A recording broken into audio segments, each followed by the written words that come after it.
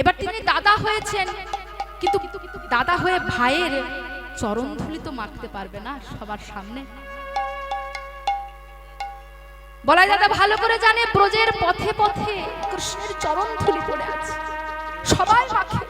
সবাই নিজেকে ধন্য করে। যতক্ষণ পর্যন্ত বৃন্দাবনের ধুলি গায়ে না মাখা যাবে ততক্ষণ জীবন ধন্য হবে না। কিন্তু আমি যদি আজকে আমার ভাইয়ের চরণ ধুলি গায়ে মাখি, সবাই আমাকে তো ভালো চোখে দেখবে না, কিন্তু প্রভুর চরণ ধুলি আমাকে তো মাখতে হবে গায়ে। তাই আমি কি করব? খ্যাপামির ভান করে ওই রাঙা ধুলি গায়ে মাখবো।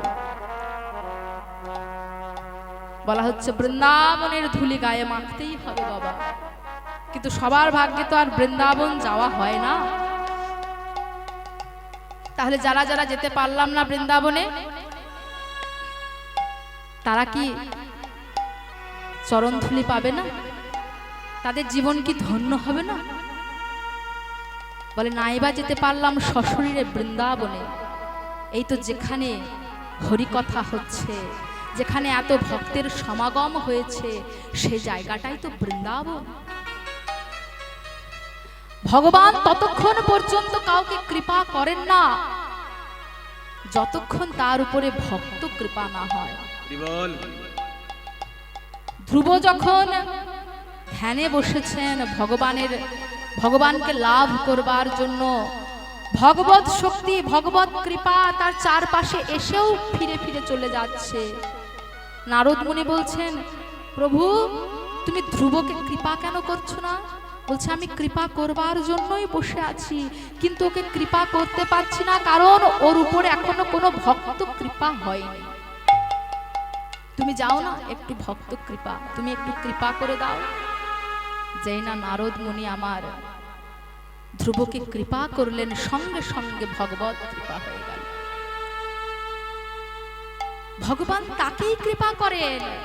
যার উপরে ভক্ত কৃপা হয়। ভক্ত যদি কৃপা না করেন কাউকে, ভগবান কিছুতেই কৃপা করতে পারবেন। ভগবান নিজের মুখে বলেছেন, যেখানে ভক্ত সমাগম হয়, যেখানে হরিনাম সংকীর্তন হয়, আমি সেখানে থাকি। তাহলে এই জায়গাটায় আজকে ভক্ত সমাগম হয়েছে, ভগবান এসেছেন, এটাই বৃন্দাবন ধাম। তাই মহাজন বলছেন, একবার ভক্ত পদ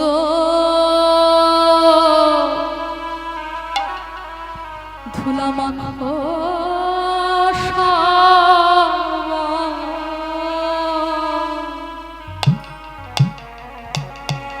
এই ভক্ত পদ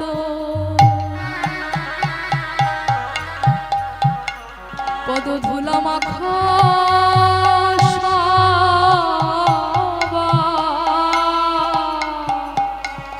একেবারে ভক্ত পদ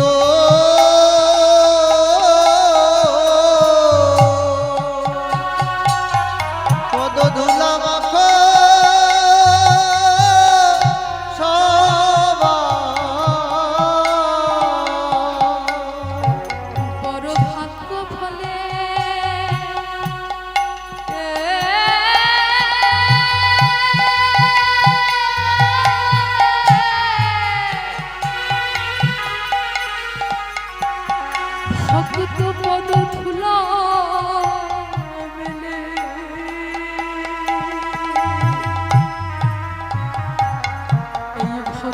পদ ধুলা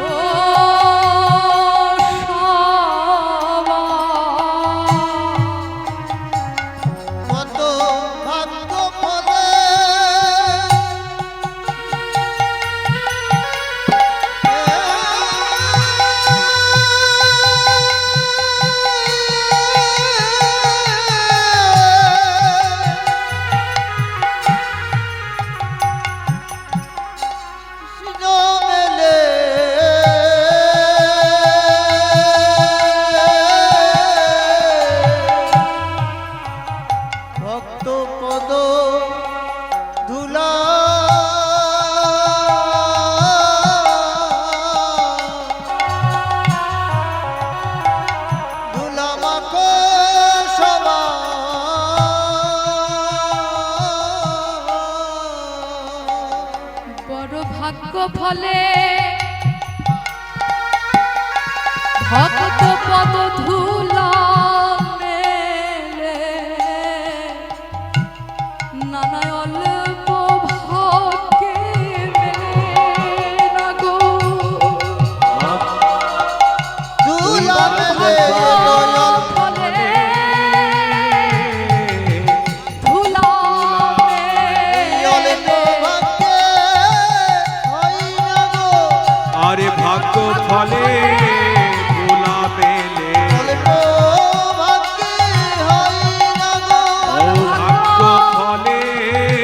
ধুলা মেলে অল্প ভাগ্যে হয় না ও গো ভাগ্য ফলে ধুলা মেলে অল্প ভাগ্যে হয় না ও গো ভাগ্য ফলে ধুলা মেলে ভক্তের পদ ধুলা মাখো সবাই। তাই আজকে বলাই দাদা খ্যাপামির ভান করে সেই কৃষ্ণ পদ ধুলি রাঙা ধুলি ব্রজের রাঙা ধুলি গায়ে মাখছে আর কি তার মনে হলো পৃথিবীটা যেন বনবন করে ঘুরছে তাই পদাঘাত মারি কহে তিন বেরি স্থিরা ভব ধরণী শশী শেখর কহে হল ধরো পদ তলে যাও। পদতলে যায় নিছনি এইবার বলাই দাদা আসছেন কানাইকে নিতে আর কানাই মায়ের কোলে বসে বসে নবনী খাচ্ছেন শোভাটি কেমন বসে আমার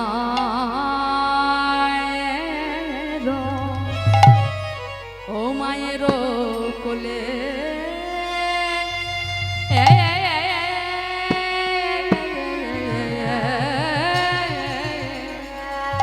বসি আমার কোলে ওগো ননি খেতে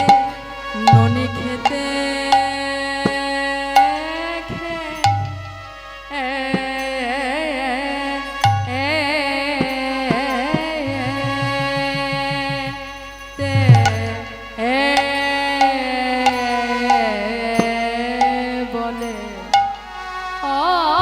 আজ হাম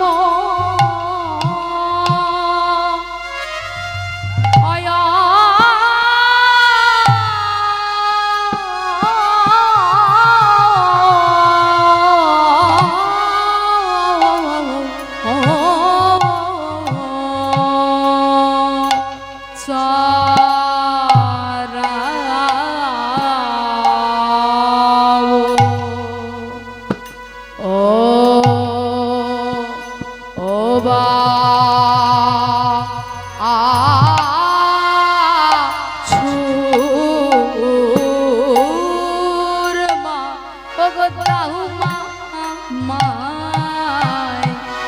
সাজা এ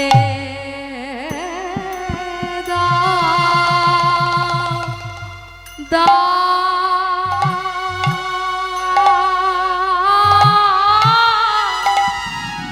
দাও মা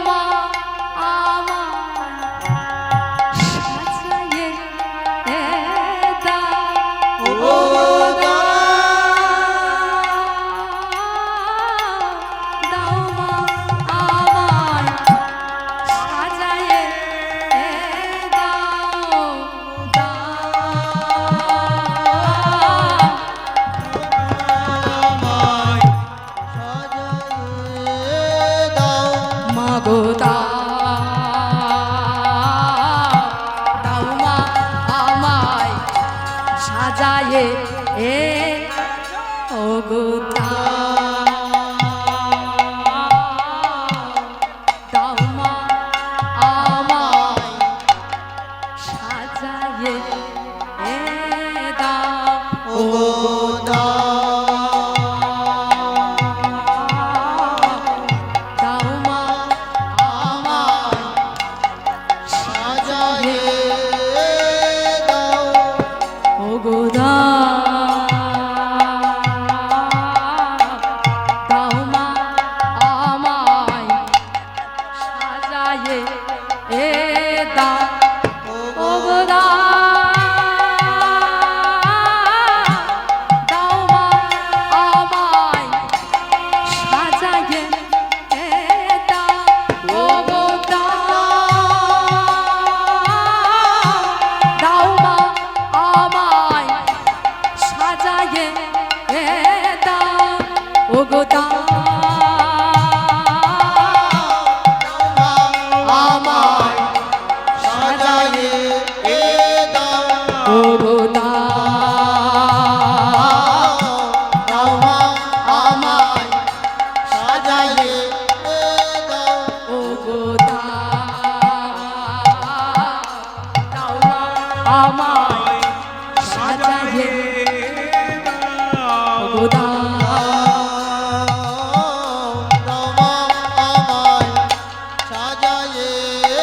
দাও ও গো ও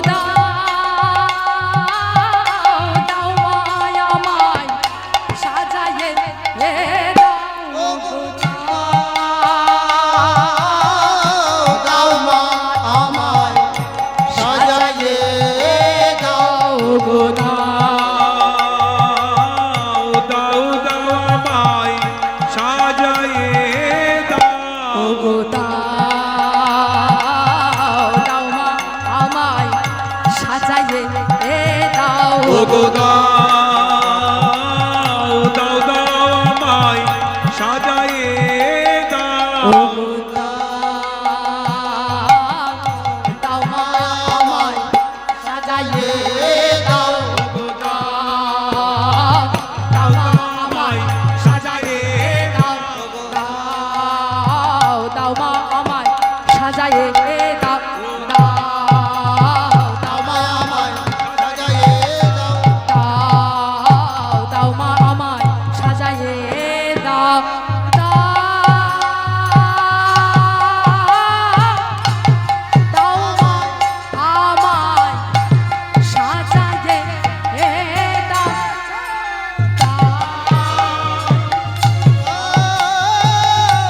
দাও মা আমায় সাজায়ে দাও ও গো দাও মা আমায় সাজায়ে দাও দাও মা আমায় সাজায়ে দাও দাও মা আমায় সাজায়ে দাও দাও মা আমায় সাজায়ে দাও দাও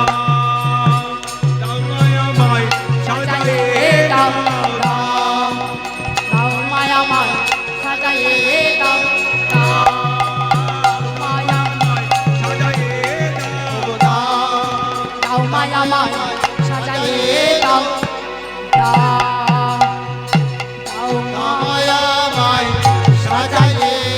দাও দাও মা আমায় সাজায়ে দাও দাও মা আমায় সাজায়ে দাও দাও মা আমায় সাজায়ে দাও দাও মা আমায় সাজায়ে দাও দাও মা আমায় সাজায়ে দাও দাও মা আমায় সাজায়ে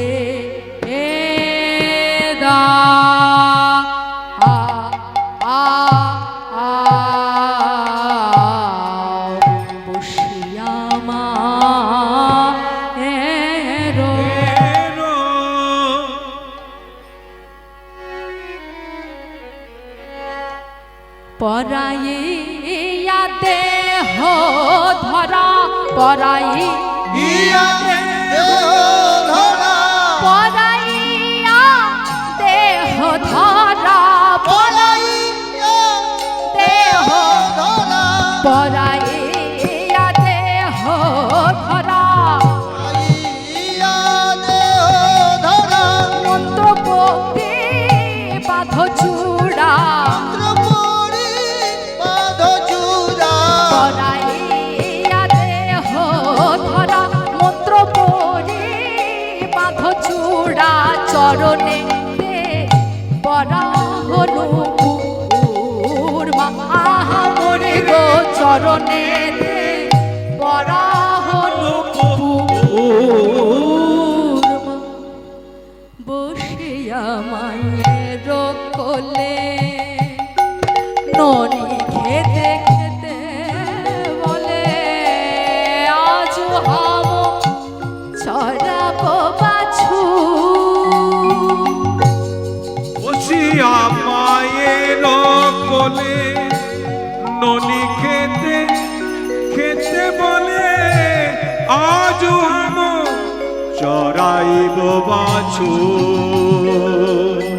বসিয়া মায়ের কোলে ননি খেতে খেতে দোলে